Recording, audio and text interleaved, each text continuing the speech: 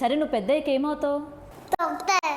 Doctor. నీకు only checkup చేస్తా, ఇంకా టాబ్లెట్ సిరప్ ఇంజెక్షన్ ఇయ్యను. ఎందుకు ఇవ్వవు? ఎందుకంటే నువ్వు సూపర్ ఉన్నావు కాబట్టి ఇంజెక్షన్ ఇవ్వను.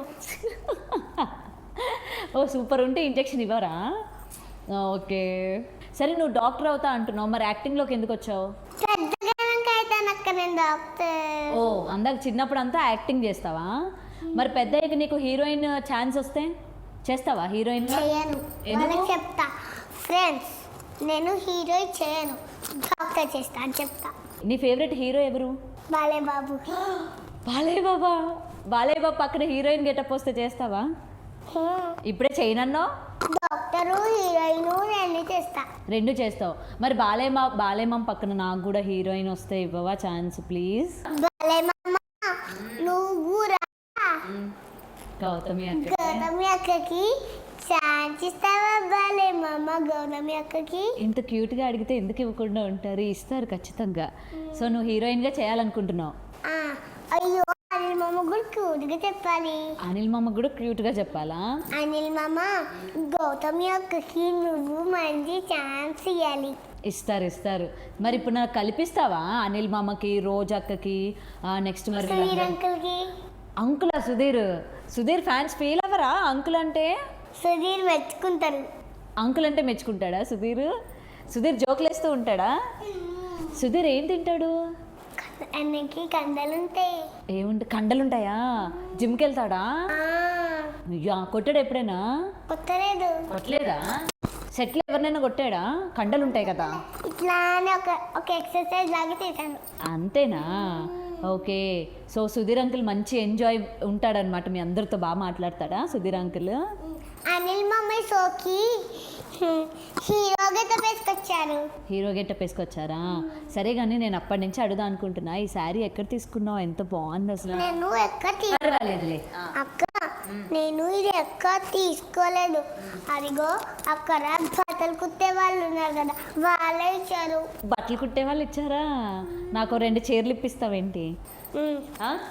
నాకు చీర నచ్చింది, నాకు కూడా ఒకటి కుట్టిమ్మంటావా? బట్టలు కుట్టే అంకుల్స్ రండి. సరే మరి బట్టలన్నీ ఏం చేస్తారు? తర్వాత మీకు ఇచ్చేస్తారా, వాళ్ళు తీసుకుంటారా? వాళ్ళే తీసుకుంటారు.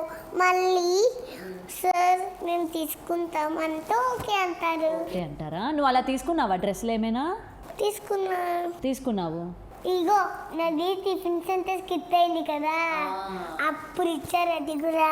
సరే నా కోసం ఒక పాట పాడవా? ఇందాక అనిల్ మామ కోసం పాడావు కదా, నా కోసం పాడవా? నా కోసం ఎవ్వరు పాట పాడరు. పాడు ప్లీజ్. అగ్గిపుల్లలో ఎన్టీఆర్ పిల్ల నేను చిన్న చూపు చూస్తే ఊరుకోను, ఎందులోను నీకు నేను తీసిపోను, నా సంగతి తెలుసుకోవా పోను.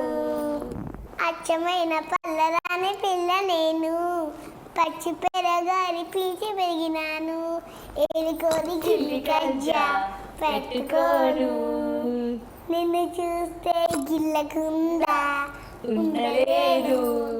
Hi hi hi.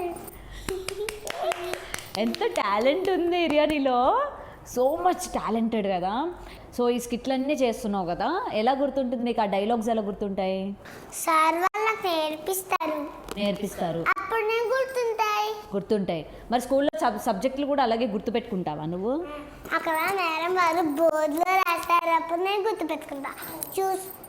నేను చూడకుండానే రాస్తావు. ఎలా ఏరియా ఇంత టాలెంటెడ్?